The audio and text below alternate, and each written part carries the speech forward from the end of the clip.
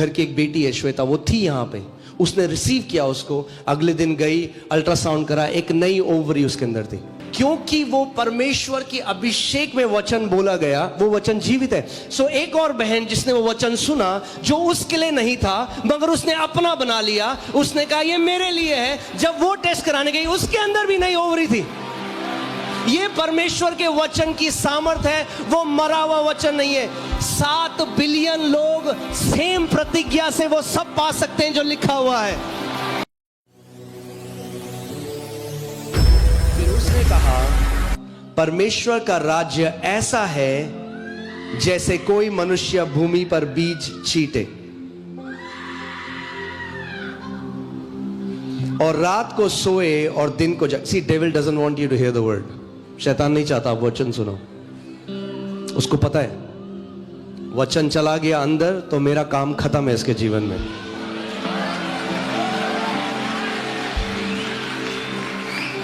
आमीन।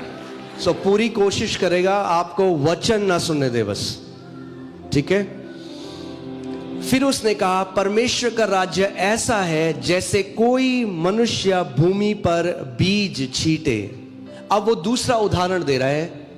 यहां पे वो कह रहा है कि परमेश्वर का राज्य कैसा है कि कोई मनुष्य भूमि पर बीज छींटे और रात को सोए और दिन को जागे और वह बीज ऐसे उगे और बढ़े कि वह न जाने।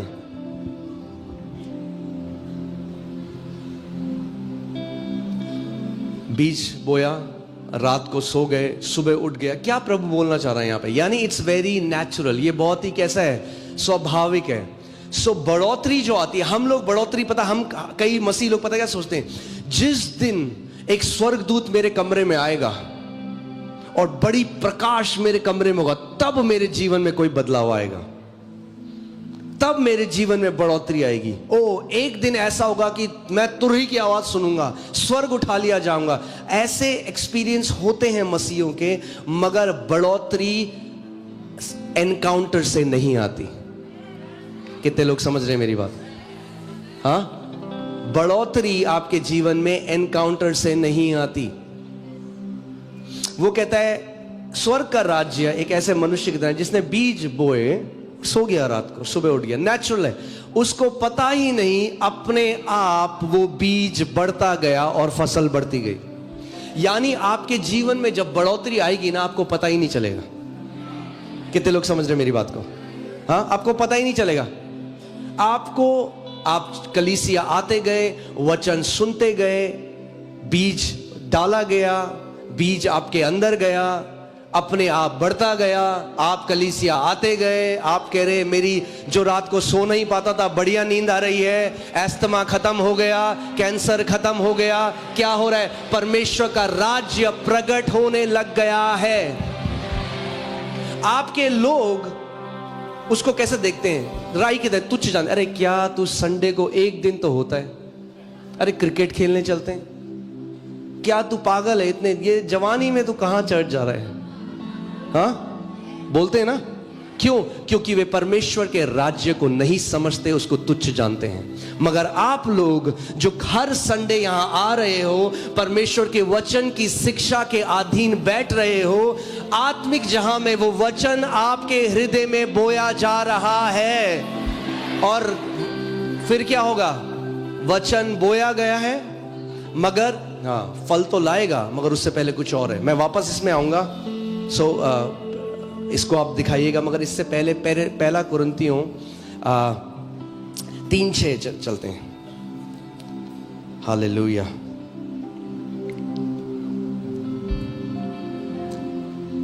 मैंने लगाया, यह सिंपली बात है, मैंने बोया, इंग्लिश में लिखा है प्लांटेड, यानी मैंने बोया।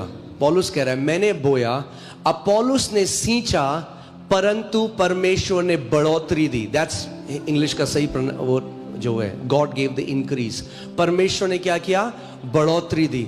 कई मसीह लोग आज क्योंकि नहीं समझते कि स्वर्ग का राज्य कैसे कार्य करता है, वो प्रार्थना कर रहे हैं, प्रभु बढ़ोतरी दे, प्रभु हमें ब्लेस कर, प्रभु बढ़ोतरी दे, प्रभु बढ़ोतरी दे। फास्टिंग कर रहे हैं, बढ़ोतरी नहीं आ रही, उनको समझ में नहीं आ रहा है क्या हो गया। क्योंकि परमेश्वर ने कुछ सिद्धांत नियुक्त किए हैं इस पूरे संसार के ऊपर। आमीन। अगर बढ़ोतरी चाहिए, बिना वचन के मसीहों के जीवन में बढ़ोतरी नहीं आ सकती। हाथ रखने से बढ़ोतरी नहीं आ सकती। बीमारी तो जा सकती है, बढ़ोतरी अगर चाहिए, अगर फल चाहिए अपने जीवन में, तो वचन को बोना पड़ेगा। मैंने बोया, अपोलोस ने सींचा और परमेश्वर ने बढ़ोतरी दी। अब गुड न्यूज यह है, मैं पौलुस की तरह बो रहा हूं, मगर आप घर जाके अपोलोस की तरह सींच सकते हो सोमवार से शनिवार तक। हाँ, सो पौलुस अपोलोस, आमीन। पौलुस अपोलोस। सो यानी केवल आप सुनने वाले नहीं हो। सींचे जाने का मतलब बार बार जब आप उस वचन का मनन करते हो, उस वचन को सुनते हो, उस वचन को समझते हो और उस वचन की घोषणा करते हो, वो ऐसा है जैसा सींचा जाना। आप बार बार उसकी सिंचाई हो रही है। जितनी अच्छी सिंचाई एक बीज की होगी जब वो बोया गया है, उतना अच्छा रिजल्ट आपको मिलेगा। मैं आपको आज बता रहा हूं, यहां पे इतने सारे लोग हैं, आप लोग आते हो, बहुत सारे लोग आते हो, मगर जो मैं पावरफुल टेस्टिमनीज, बढ़ोतरी देखता हूं लोगों के जीवन में, वो हैं जो केवल एक बार वचन को नहीं सुनते।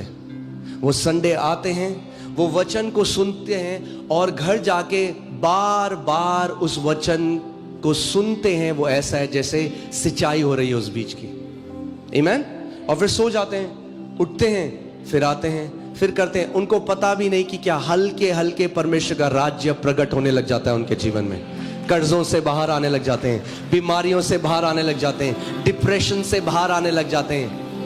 वो कह रहे, मैं अब वैसे नहीं सोचता जैसे सोचता था पहले, सब बदल गया है, मेरा दुनिया को देखने का नजरिया बदल गया। अब मुझे वैसे डर नहीं लगता जैसे पहले लगता था, अब मैं वैसे घबराती नहीं हूं जैसे घबराते रहे। क्या हो रहा है? वो बीज जड़ पकड़ रहा है और परमेश्वर का राज्य प्रकट हो रहा है आपके जीवन में, आमीन। हालेलुया। और बोलो, रात को सोए और दिन को जागे।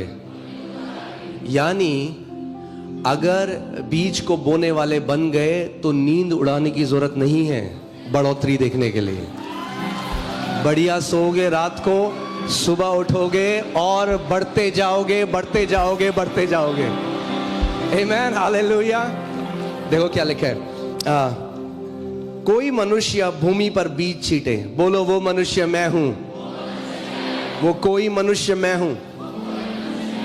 तो अगर वो कोई मनुष्य आप हो, तो आपके साथ वही होगा जो यहां पर लिखा हुआ है, आमीन। रात को सोए दिन को जागे, बोलो रात को सोए दिन को जागे। पड़ोसी को बोलो, रात को सोए, स्लीप, स्लीप। हाँ, ऐसा नहीं, मतलब नींद उड़ाने की बात नहीं है।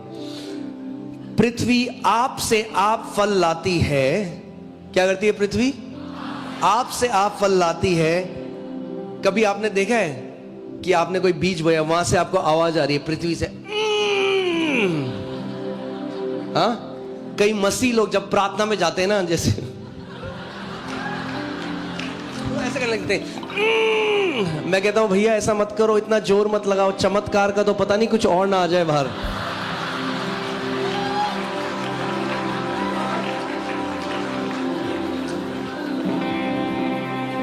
बढ़ोतरी जोर लगाने से नहीं आती, बढ़ोतरी वचन को बोने से आती है, आमीन। क्या हो गया प्रभु, इतना टाइम हो गया?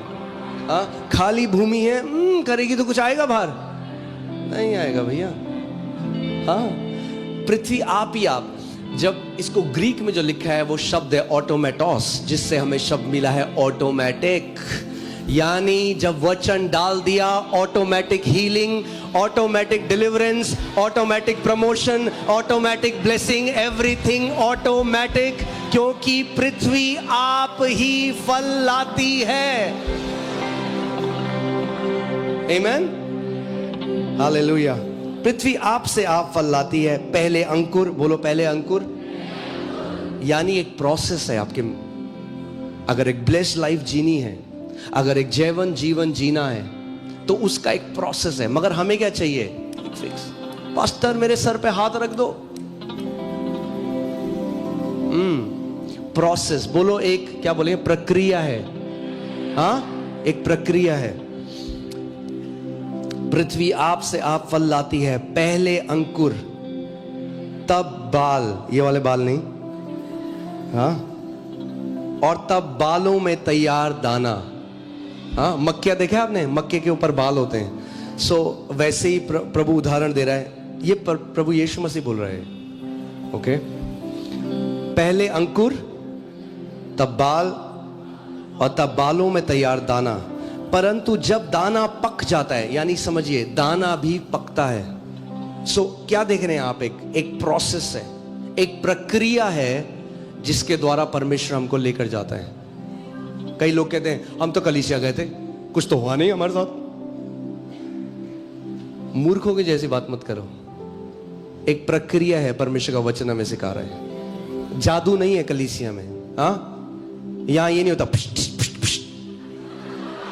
जादू नहीं है भैया, वचन सिखाएंगे हम आपको और वचन आपका जीवन बदलेगा।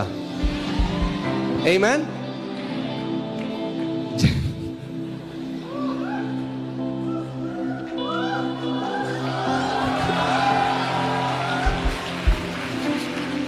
हाँ, कई लोगों को जादू चाहिए। परमेश्वर का राज्य अदृश्य है, मगर एक तरीका है जिसके द्वारा कार्य करता है, और उस तरीके को हम सीख रहे हैं आज। ठीक है, सीख रहे हैं ना कैसे कार्य करता है, तो आपको पता लगेगा। और ये 100% आपके जीवन में पूरा होगा अगर आप वचन को बोने वाले बन गए। कई मसीहों के जीवन में मैंने देखा है, अब मेरी बात को ध्यान से सुनिए कि आप उसको गलत तरीके से ना समझें। वो वचन का सब्स्टिट्यूट प्रार्थना को सोचते हैं। वो सोचते हैं मैं पूरी रात 8 घंटे 10 घंटे 14 घंटे प्रार्थना करूंगा तो परमेश्वर मेरे लिए कर देगा। प्रार्थना हो, बोल दूं, प्रार्थना फल नहीं ला सकती आपके जीवन में। प्रार्थना, प्रभु यीशु मसीह ने क्या कहा? प्रार्थना क्यों करो कि तुम परीक्षा में ना पड़ो। प्रार्थना हमें प्रोटेक्ट करती है शैतान से। प्रार्थना हमें प्रोटेक्ट करती है, हमें नम्र रखती है। प्रार्थना जब आप करते हो परमेश्वर के साथ, प्रार्थना बहुत जरूरी है। मगर अगर फल चाहिए तो उसके लिए बीज चाहिए।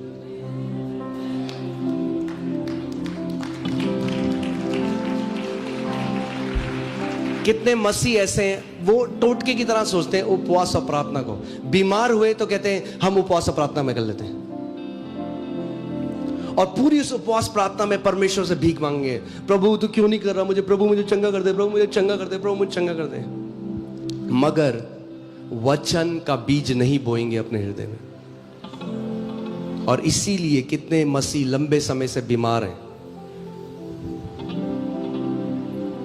आमीन।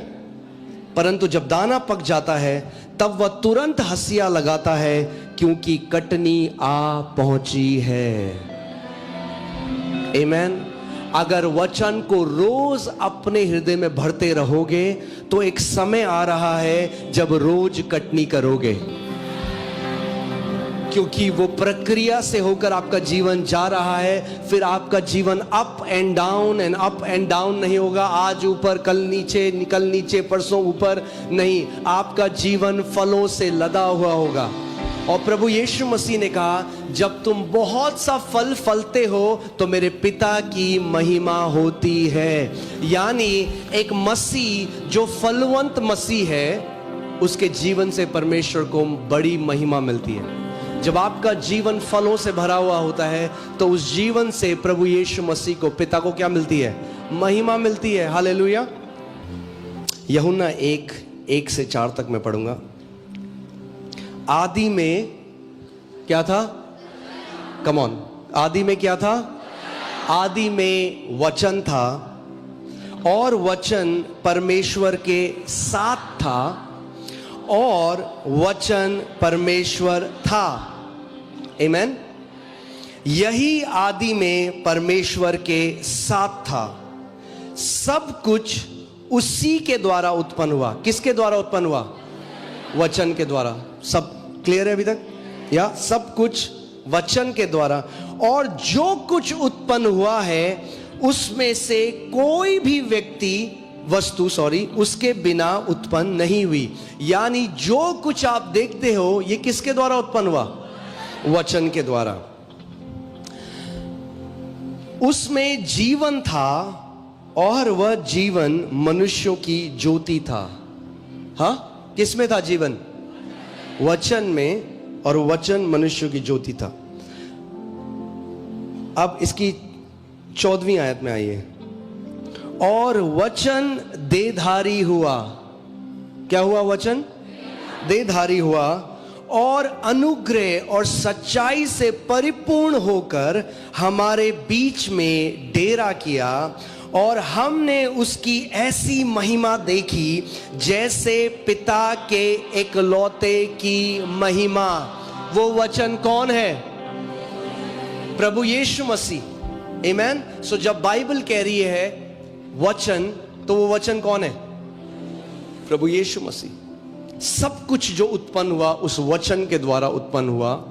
वो वचन देहधारी हुआ और उसने मनुष्यों के बीच में डेरा किया, और हमने उसकी ऐसी महिमा देखी जैसे इकलौते की। आमेन।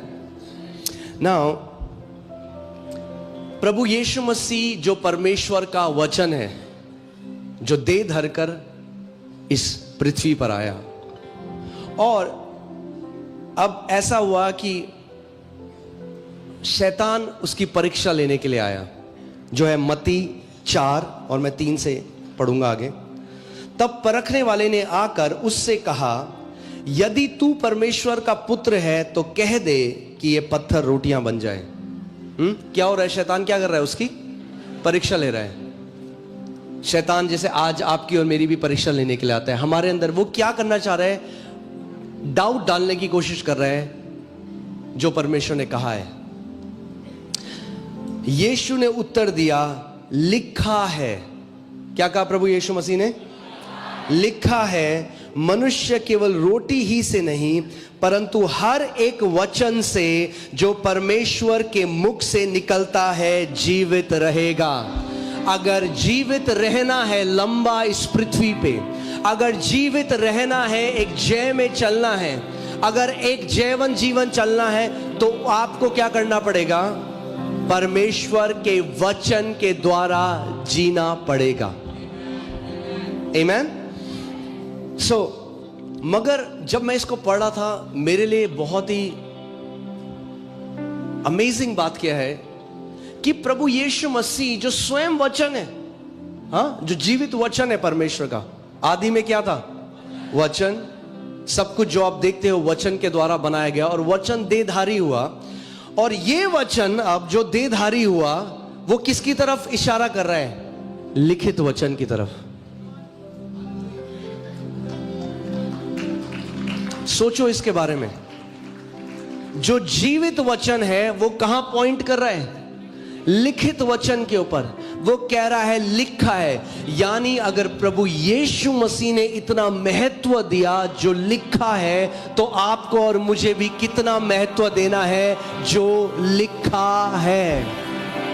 क्यों? क्योंकि वो किसके लिए लिखा गया है? आपके और मेरे लिए। क्योंकि मनुष्य रोटी ही से जीवित नहीं रहेगा, मगर किससे जीवित रहेगा? जो वचन परमेश्वर के मुख से निकलता है। अब आप इस बात को समझो, अगर लिखित वचन परमेश्वर हमें नहीं देता तो हर बार आपको एक साक्षात्कार के द्वारा जीवित रहना पड़ता। Until you hear from God personally, जब तक आपको परमेश्वर पर्सनली एक बात ना बोल दे।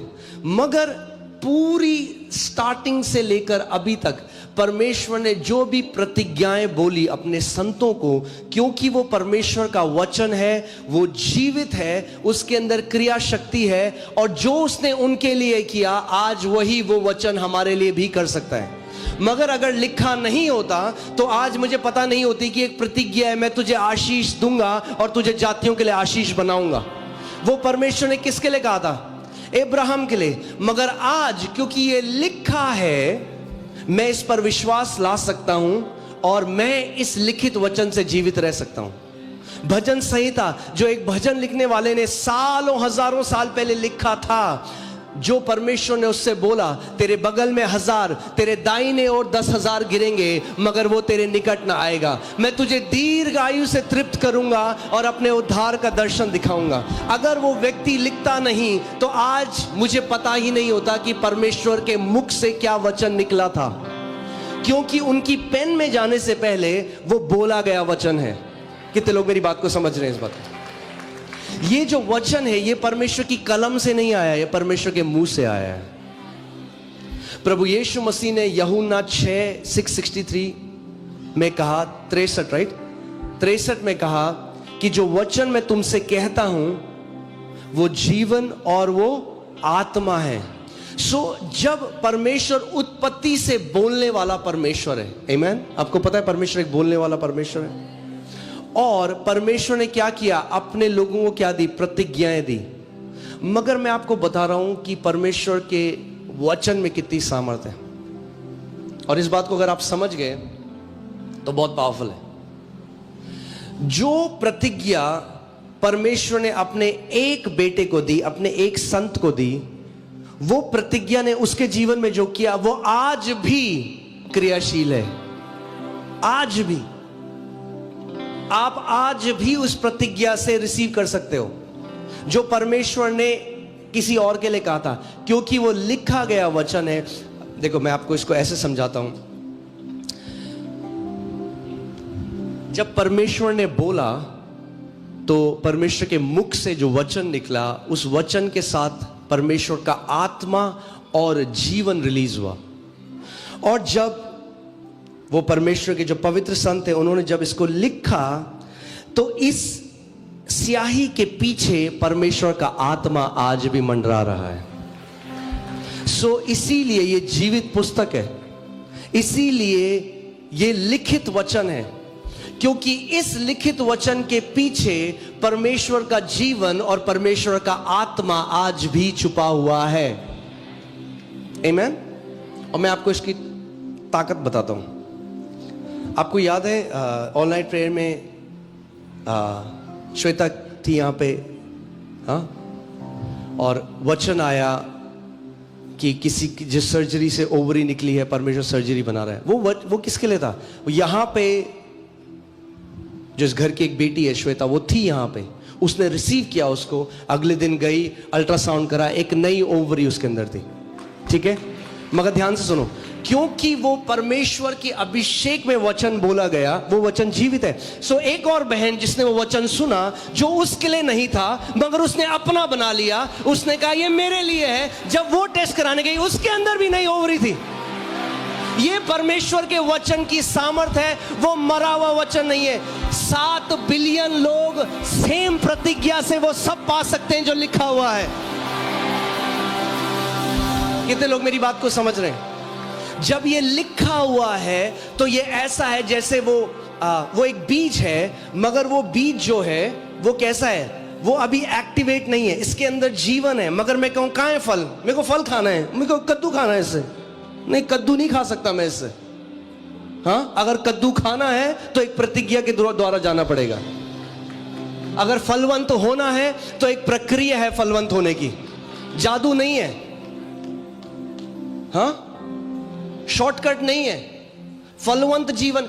क्योंकि हम लोग क्या करते हैं ना, लोग आज मार्केट में जाते हैं, हाँ, सुपर मार्केट में जाते हैं, जो चाहिए वो ले लेते हैं। कई लोगों को लगता है खाना दुकान से मिलता है। खाना दुकान में आता है मगर खाना उगता है। अगर किसान बीज बोना बंद कर दे पूरी मानव जाति मर जाएगी भूख के मारे।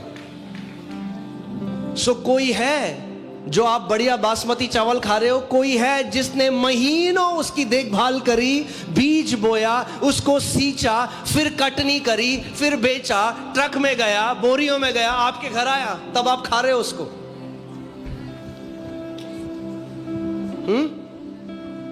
अब हम रेस्टोरेंट जाते हैं तो बहुत अच्छा लगता है, आप गए वहां पे, आपने बनाया नहीं, आपने किसी और ने पकाया, कोई लेकर आया और फिर आपने खाया। कई लोग कलीसिया को भी ऐसे ही सोचते हैं, आप मेहनत करो पास्टर, आप बीज बो, आप कटनी करो, बस खिला दो हमें बढ़िया खाना। नहीं, मगर गोल ये नहीं है। मैं आपको बता रहा हूं, आप जानते हैं इस बात को, मैं आत्मिक वरदानों में मूव कर सकता हूं। मैं अभी भी अपनी आत्मा को स्टर करके मैं प्रोफेटिक वर्ड दे सकता हूं लोगों के लिए, मगर मैं नहीं चाहता कि ये मिनिस्ट्री मेरे ऊपर बने या ये गिफ्ट के ऊपर बने। मैं चाहता हूं हर एक व्यक्ति वचन में परिपक्व हो जाए और एक योद्धा की तरह जीने लग जाए। मेरी ये इच्छा है कि आप हर कोई व्यक्ति वचन की नींव में जड़ पकड़ लो, फलवंत हो जाओ। आमीन। कि रात को 2 बजे मुझे फोन करना ना पड़े, मतलब आपको, मुझे, पास्टर मेरा पेट दर्द कर रहा है, तो मैं कहूंगा वही करो जो मैं करता हूं। जब मेरा पेट दर्द होता है तो वचन की घोषणा करो।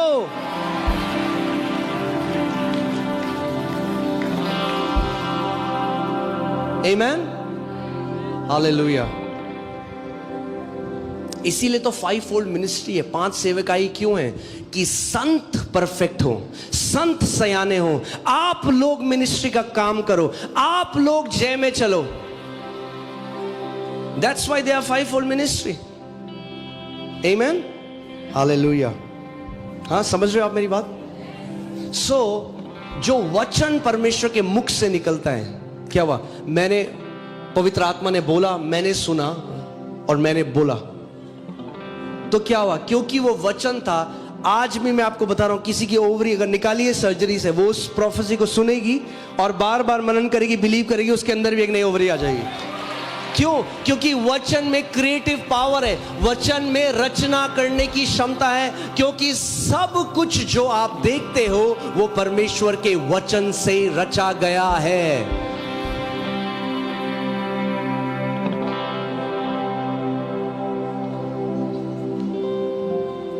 आमीन।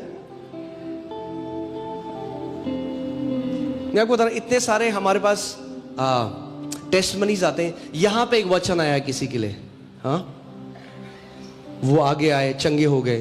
फिर आ रहा है चंडीगढ़ से फोन, हमारे साथ भी वही कंडीशन, हम भी चंगे हो गए। पटना से फोन, हम भी चंगे हो गए। उड़ीसा से फोन, क्यों? क्योंकि वो परमेश्वर का वचन है, जीवित है, मरता नहीं है। एक बार निकल गया परमेश्वर। अब जब तक यीशु मसीह नहीं आए, जितने बंदे चाहे उससे ओवरी बना सकते हैं,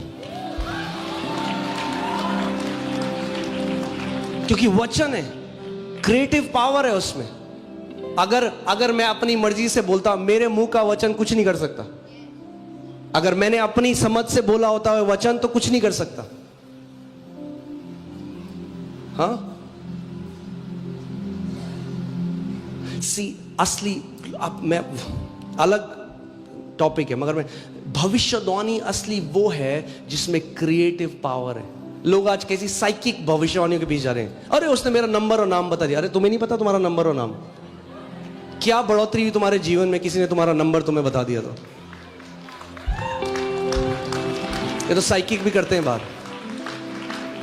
हाँ, आई एम नॉट इम्प्रेस्ड अगर कोई मुझे बोल दे तुम्हारा नाम अंकित है, वो मुझे पता है मेरा नाम। अगर भविष्यद्वक्ता हो तो मुझे वो बताओ परमेश्वर क्या कह रहा है। वो मत बताओ जो फेसबुक से देख सकते हो तुम। आमीन। एक इंसान किसी की ओवरी नहीं बना सकता। इट्स नॉट माई वर्ड, ये परमेश्वर का वचन है। आमीन। तो मैं आपको क्या बताना चाह रहा हूं आज, कि जब आप इस बात को समझ जाओगे कि जीवन, मेरी जो कुछ आपको चाहिए, जो कुछ, बोलो जो कुछ। मैं नागालैंड में था एक कॉन्फ्रेंस में, तो वहां पे किसी ने मुझे पूछा, आपने ये गाड़ी कैसे ली? मेरी कार के लिए। आपने कार कैसे ली? मैंने कहा इसके अंदर है। तो वो हंसने लग गए। मैंने हंस लो। Everything that you need is wrapped up in the word of God. जो कुछ आपको चाहिए वो परमेश्वर के वचन के अंदर है। आमीन। जो कुछ आपको चाहिए वो इस वचन के अंदर है, और आपको ढूंढ निकालना है उसको।